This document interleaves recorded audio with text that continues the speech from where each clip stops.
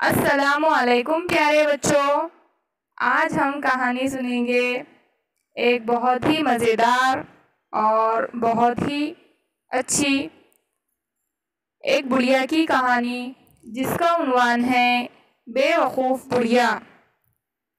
तो चलिए कहानी को पूरा सुनिए। तो शुरू करते हैं। बेवकूफ़ बुढ़िया की कहानी। बहुत पुरानी बात है। किसी गांव में एक बुढ़िया रहती थी। बुढ़िया बड़ी कंजूस थी और बेवकूफ़ भी। सारा गांव उसे लालची बुढ़िया के नाम से जानता था।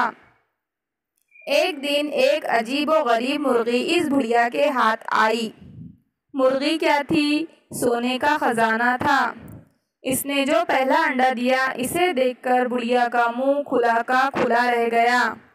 अंडा दूसरी मुर्गियों के अंडों जैसा ना था, बल्कि सोने का था। बुढ़िया की तो किस्मत ही खुल गई।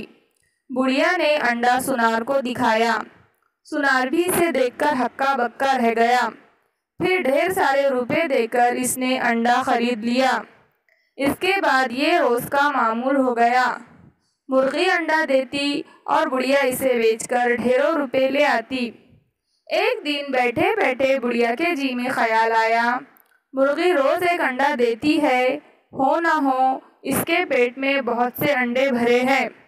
बुढ़िया ये सोचकर झुंझलाई कि कमबख्त मुर्गी सारे अंडे एक ही दिन में क्यों नहीं दे देती। अगर ऐसा हो जाए तो वारे न्यारे हो जाए।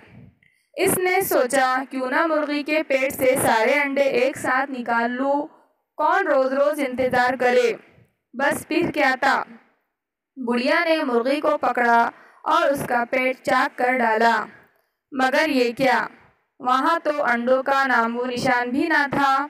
बुढ़िया ने अपना सर पीट लिया।